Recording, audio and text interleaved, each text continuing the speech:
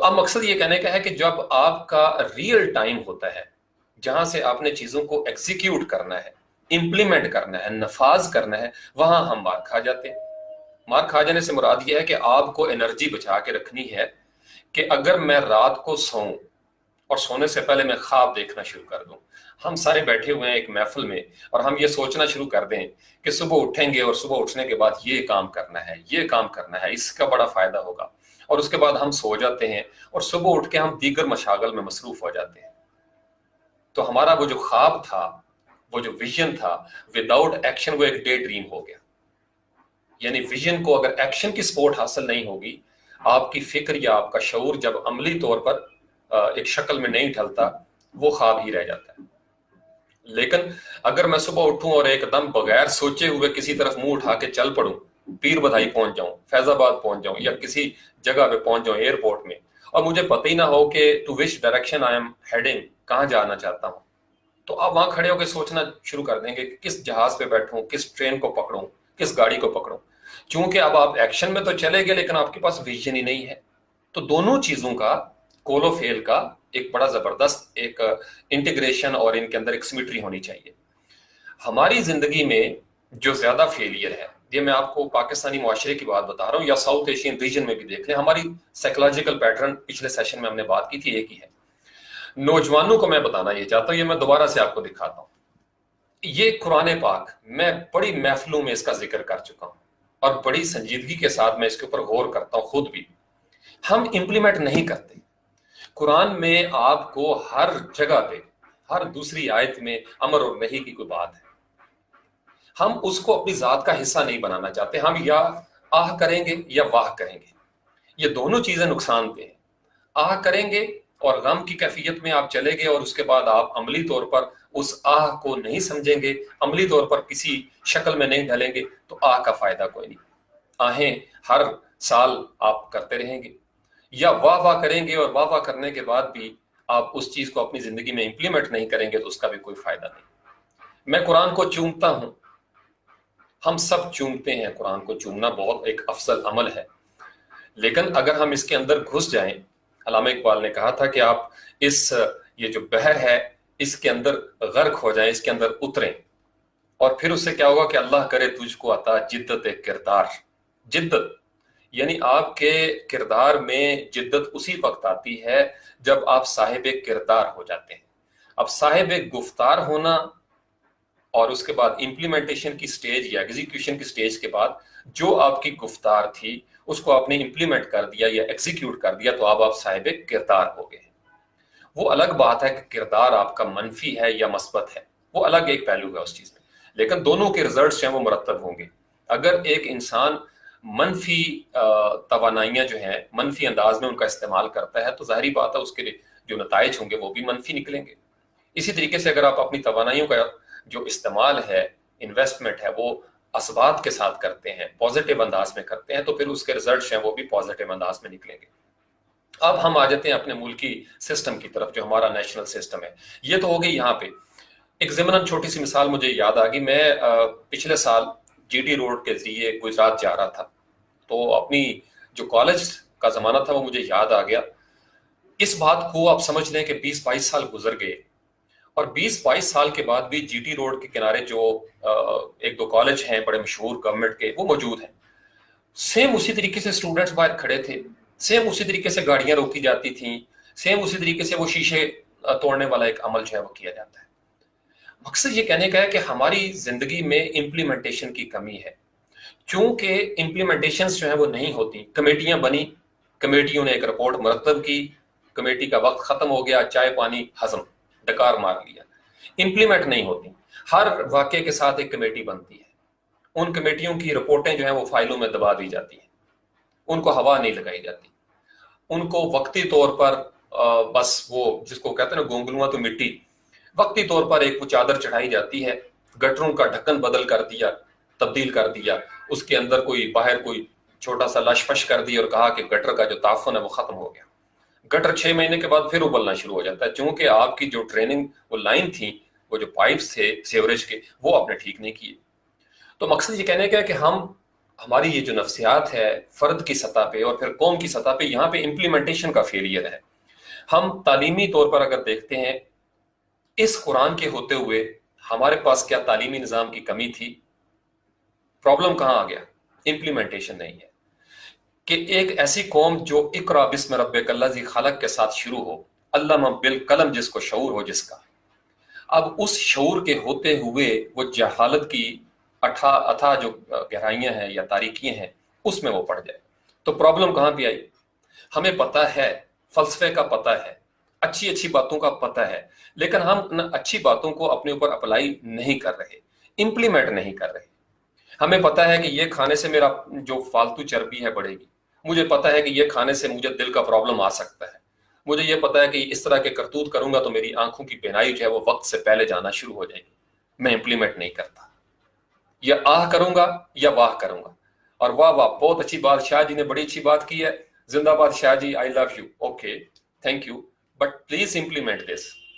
کیونکہ جب تک آپ امپلیمنٹ نہیں کرتے کسی استاد محترم کی بات کو، میں جب اپنے اساتذہ کو سنا کرتا ہوں کلاس روم میں بالکل ایک مخلص اسٹوڈنٹ بن کر، تو یقین مانے میرے جسم کا جو ہر عضو ہے، میری رگ رگ جاگ رہی ہوتی ہے، ایسے جیسے میں ان کو منہ کھول کے ان کے لفظوں کو ایسے میں پی رہا ہوں، اپنی آنکھوں کے ذریعے ان کے سراپے کو جذب کرتا ہوں، اپنے کانوں کے ذریعے کوئی لمحہ کوئی موومنٹ میرے استاد محترم کی مس نہ ہو جائے، اور پھر میں اس کو اپنے اندر ایک اپنی ذات کا حصہ بنا کے میں جب واپس آتا ہوں اپنی دنیا میں تو میں اس پہ غور کرتا ہوں۔ یہ بھی غور کرنا بھی ایک عمل ہے، لیکن پھر میں اپنی زندگی میں ان کو اپلائی کرنے کی کوشش کرتا ہوں۔ یہ ہم پہلے بات کر چکے ہیں کہ بہت ساری مشکلات پیش آتی ہیں جب آپ اس کو امپلیمنٹ کرتے ہیں۔ والدین کی طرف سے مخالفت ہو جاتی ہے، معاشرے کی طرف سے ہو جاتی ہے، تو مخالفت کے ساتھ نبرد آزما ہونا ہی تو بہادری ہے، اسی کو تو حسینیت کہتے ہیں کہ آپ کے یہ تو چلتی ہے تجھے اونچا اڑانے کے لیے، تندی باد مخالف سے اگر آپ گھبرا گئے تو پھر آپ اقبال کے عقاب یا شاہین تو نہیں بن سکیں گے۔ مخالف ہوا ہوگی تو مزہ آئے گا نا اڑنے کا بھی۔ اب اگر آپ کے موافق ہو ساری چیزیں، مچھلی کو بھی آپ دیکھ لیں بالکل وہ اپوزٹ اس پہ جاتی ہے۔ تو مقصد یہ ہے کہ امپلیمنٹیشن میں مشکلات پیش آتی ہیں۔ سب سے بڑی مشکل میں خود ہوں، سب سے بڑی مشکل مجھے خود پیش آتی ہے میرے نفس کے ذریعے۔ میرا نفس مجھے کہتا ہے کہ اس میں جو پڑا ہے اس کو ثواب کی حد تک رکھو اور پھر سو جاؤ۔ ہر سال رمضان المبارک میں میرا اس کا ایک کورس مکمل ہوتا ہے، ہر مرتبہ کو نئی بات جو ہے وہ سمجھ آتی ہے، اور میں اس کو سمجھتا ہوں، میں دیکھتا ہوں یار بڑی سادہ سی باتیں ہیں، قرآن نے پہلے سے بتائی ہوئی ہیں، ہمیں پتہ بھی ہے، ہمیں پتہ ہے، وی آل نو اٹ ویری ویل۔ پرابلم کیا ہے؟ ہم اس کو امپلیمنٹ نہیں کر رہے۔ وہ داتا گنج بخش کی بڑے زبردست کوٹس ہیں، واصف علی واصف کی بڑی اچھی باتیں ہیں، اسی طرح کے دیگر بڑے بڑے تھنکر ہیں، بڑے زبردست موٹیویشنل سپیکر ہیں، ان کی باتیں ہم سنتے ہیں، واہ واہ کیا بات ہے۔ اس بندے کو واہ واہ نہیں چاہیے، وہ بندہ اس مقصد کے لیے میدان عمل میں کھودا ہوا ہے کہ بھائی آپ کی زندگیوں میں کوئی تبدیلی آ جائے۔ تبدیلی اسی وقت آئے گی جب آپ امپلیمنٹیشن کی سٹیج پہ آئیں گے۔ تو یہ ون آف دا ورسٹ جو ایک فیلئرز میں سمجھتا ہوں، جس کے اوپر اگر ہم عمل کرنا شروع کر دیں، چھوٹی چھوٹی باتوں کو لے لیں، دن میں 2 یا 3 باتوں کے اوپر امپلیمنٹیشن کریں، ان کو اپنی ذات کا حصہ بنائیں، ان کا نفاذ کریں۔ آپ سٹوڈنٹ ہیں تو یہ بڑے بڑے آپ نے کوٹیشنز اقوال زریں پڑھے ہوں گے، وقت کی اہمیت کے بارے میں، کتاب دوستی کے بارے میں، اساتذہ کے احترام کے بارے میں، والدین کا احترام، کتاب دوستی وغیرہ وغیرہ۔ آپ ان کو واہ واہ کے اگر سٹیج پہ رکھیں گے تو فائدہ کو نہیں ہوگا، وقت گزر جائے گا، آپ کی زندگی میں کوئی اثرات اس کے مرتب نہیں ہوں گے۔ If you want to be a successful person in your life, you will have to implement, you will have to execute your ideas the way it is meant to execute, the way it is meant to be executed. آپ کو execution کرنی ہے، نفاذ کرنا ہے۔ نافذ کرنا کا کیا مطلب ہوتا ہے کہ آپ عملی جامہ پہناتے ہیں کسی چیز کو، یہ اس کی تھیوری ہے، یہ اس کا پریکٹیکل ہے۔ تو اگر آپ کی تھیوری بڑی اسٹرانگ ہو اور پریکٹیکل صفر ہو جائے تو کیا فائدہ؟ جیسے ہمارے ہاں ایک وہ ٹریڈیشن چل رہی ہے کالج لائف میں، تھیوری کے بعد پریکٹیکل کے نمبر ہوتے ہیں، لیکن کیا وہ صحیح معنوں میں پریکٹیکلز ہیں؟ بالکل نہیں ہے۔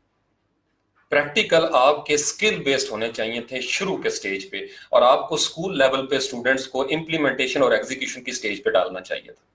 اب اس کا نقصان کیا ہوتا ہے جب یہ نہیں ہوتا؟ میں آپ کو بڑی ذمہ داری سے کہہ رہا ہوں، چونکہ میں نے پنجاب یونیورسٹی سے ماسٹرز کیا ہوا انگلش لٹریچر میں، مجھے پتا ہے کیا ہر ایم اے انگلش کرنے والا کوئی اپلیکیشن لکھ سکتا ہے، کوئی لیٹر لکھ سکتا ہے، ایگزیکیوشن کی سٹیج پہ کوئی پریزنٹیشن دے سکتا ہے؟ فیل ہو جائے گا۔ کوئی اکا دکا جن کی کوئی ایسی ٹریننگ ہوتی ہے یا انہوں نے تھوڑا سا ابو دا لائن جا کے کوئی محنت کی ہوتی ہے وہ کر لیتے ہیں۔ یا اگر وہاں عام سکولوں میں او لیول اے لیولز میں بھی دیکھیں، جہاں ایگزیکیوشن کا پرابلم آئے گا وہاں تھیوری آپ کی مدد اس طریقے سے نہیں کر سکتی۔ مجھے پتا ہے کہ سچ بولنا بہت بڑی عبادت ہے، میں اس عبادت سے محروم کیوں ہو جاتا ہوں بوقت ضرورت؟ مجھے پتا ہے کہ honesty is the best policy, میں بچوں کو سکھاتا ہوں، پڑھاتا ہوں، تو میں ڈس آنیسٹ کیوں ہو جاتا ہوں؟